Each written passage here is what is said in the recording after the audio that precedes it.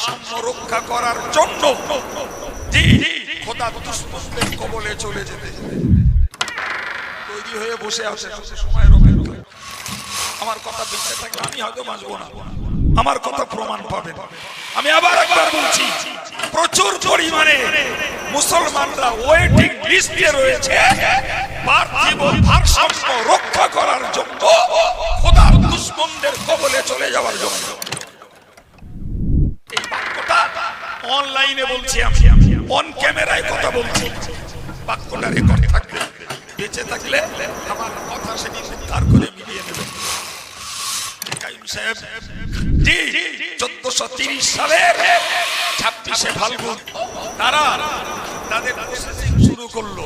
আল্লাহ corona দিলে, জি করোনায় বন্ধ হলো। আবার 26শে আসতে 24শে আসছে, 24 তো রানিং, তার মানে এসেই গেছে সামনে। জি ভাই, খাসি ছাগলের কোরবানির দিন। বুঝতে পারেন আমার কথা কিছু? এক মালিকের দুটো পশু জানেন, একটা খাসি একটা গাধা। এই সেই ভারতবর্ষ যেখানে কোন নন মুসলিম এলে তাকে জামাই আদর করে জায়গা দেওয়া হবে, ওরা হলো শরণার্থী। আর এই সেই ভারতবর্ষ আফগান থেকে, পাকিস্তান থেকে, বাংলাদেশ থেকে কোন মুসলিম যদি আসে সে হয় অনুপ্রবেশকারী। এরপরেও এদের এতটুকু লজ্জাবোধ নেই যে অন্য জাতি আমাদেরকে খেদানোর চেষ্টায় আছে, আর আমরা মুসলিম হয়েও আমার ইসলামটাকে কদর করে, ইসলামটাকে সমাদর করে আমি ঘরে বাইরে ইসলামী কালচার, ইসলামী সংস্কৃতি, ইসলামী সভ্যতা, ইসলামী শিষ্টাচারিতা বিজাতির কাছে প্রমাণ দেব। এতটুকু লজ্জাবোধ আর শরমবোধ একাংশ মুসলমানদের আজও হইল। কথা বলছেন না?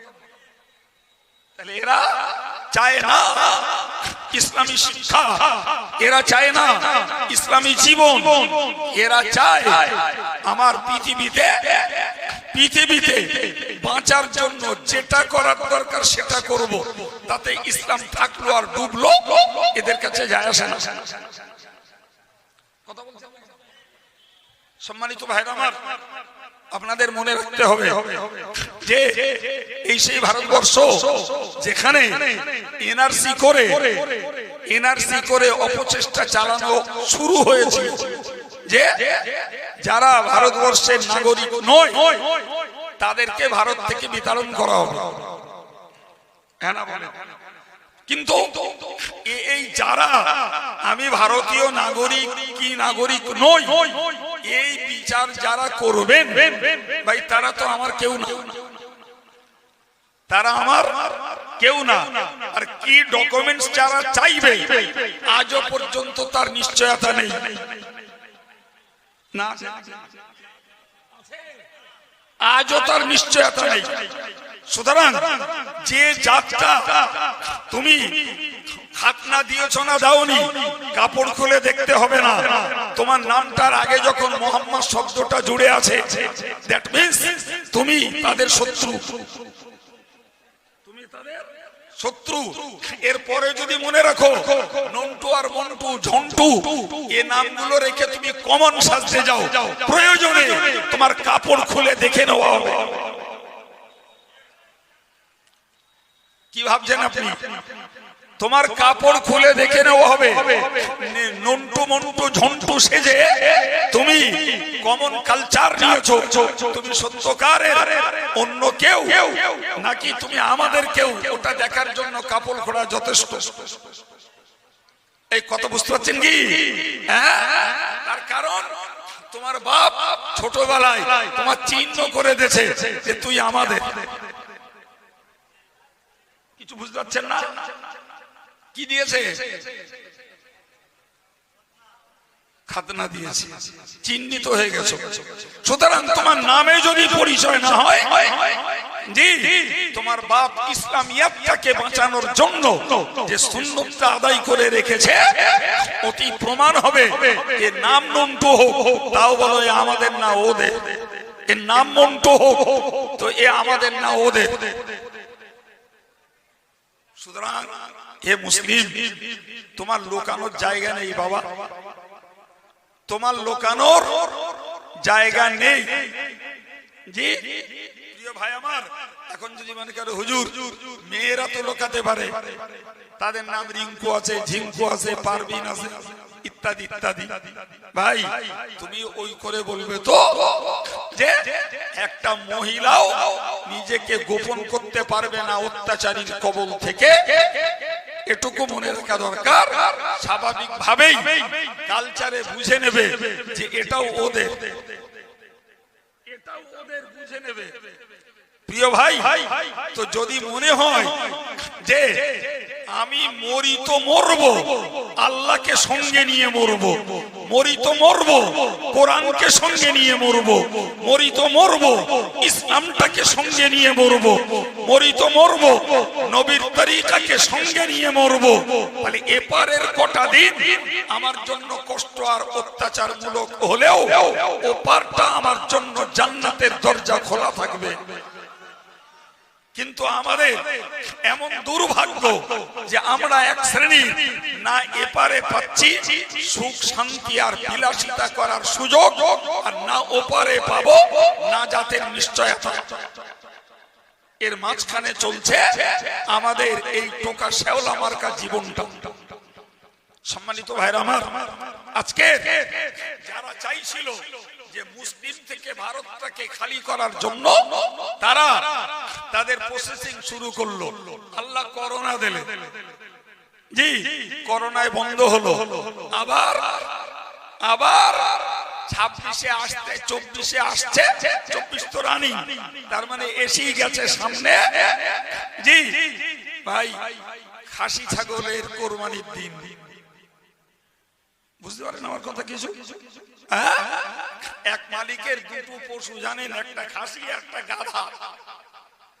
তা খাসিটারে মালিক খুব করে খাওয়ায় আর গায়ে তেল মাখিয়ে দেয়, দেহটা হয়েছে বেশ মদল কুতকুতে মতন, গায়ে যেন তেল চুয়ে পড়ছে, তারে গোসল করায়, তারে ভালো জায়গায় থাকতে দেয়।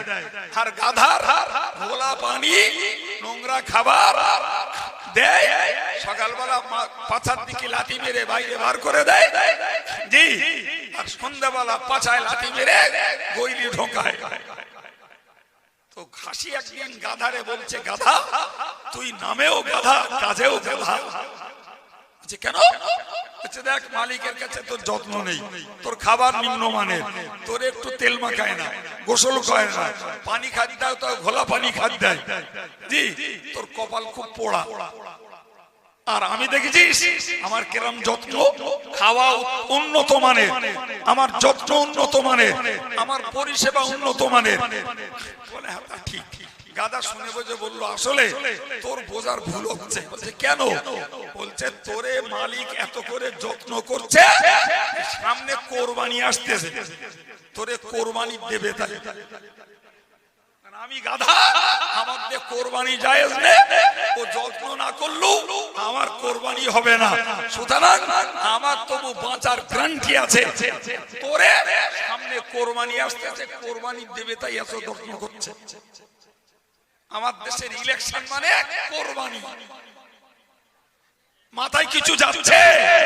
এদেশের ইলেকশন মানে হলো কোরবানি। তখন মুসলমান গুলোর যত্ন বাড়ে, আর যেই ভোটটা হয়ে যায় তার মানে তোমাদের কোরবানি করাবে, তাই যত্ন। দেখছেন না উত্তরপ্রদেশে যে খাসিগুলোর যত্ন হচ্ছে, এখন পশ্চিম বাংলায় যত্ন হবে, সারা ভারত জুড়ে যত্ন হবে। মুসলমান এখন খাসি, এদের এখন যত্ন করবে খুব। যেই ভোট হয়ে যাবে, গল্প বলছি বলে হ্যাঁ, গল্প করতে বসিনি, সহজ আছে, অনেক আছে সহজ। জি গল্প করতে বসিনি, এই ব্রেন গুলোর একটু জাগ্রত করার চেষ্টা করতে। জি প্রিয় ভাই আমার, আমি আপনাকে বোঝাতে চাইছি, উপলব্ধি করুন যে আবার শুরু হয়েছে 24-এর সিট দখলের জন্য এনআরসির হাওয়া, সিএএ কের হাওয়া আবার শুরু হয়েছে। জি, তার মানে সামনে কোরবানি। কিছু বুঝতে পারতেছেন ভাই? এখন যারা খাসি হতে চায় কোরবানিতে তারা যথারীতি উৎসর্গিত হবে। আমার বক্তব্য, মুসলমান তুমি খাসি হতে যেও না, তুমি গাধা থাকো তাও বিয়াচ্ছা, তবে তুমি অন্যের কাছে খাসি সাজতে চেয়েও না, কপাল বল তোমার পুড়েছে। খাসি সাজতে যেও না। আল্লাহ পাক কোরআন পাকে বলেছেন, ওয়াকালাল্লাযীনা কাফারু লিরুসুলিহিম লানুখরিয়ান্নাকুম মিন আরদিনা আও লাতাউদুন্না ফী মিল্লাতিনা। কোরআন শরীফে আল্লাহ বললেন, ওয়াকালাল্লাযীনা কাফারু লিরুসুলিহিম, এক শ্রেণীর কাফেরেরা আল্লাহর রাসূলদেরকে বলতো, তাদের সময়কার নবী আর রাসূলদেরকে বলতো, লানুখরিয়ান্নাকুম মিন আরদিনা, তোমাদেরকে আমাদের দেশ থেকে বার করে দেব। কাদেরকে বলতো? জোরে বলেন, কাদের কথা বলেছি? জি, ওয়াজ খাচ্ছেন না শুনতেছেন? মনে হচ্ছে শুনতেছেন, খাচ্ছেন। কাদের কথা বললাম? রাসূলদেরকে।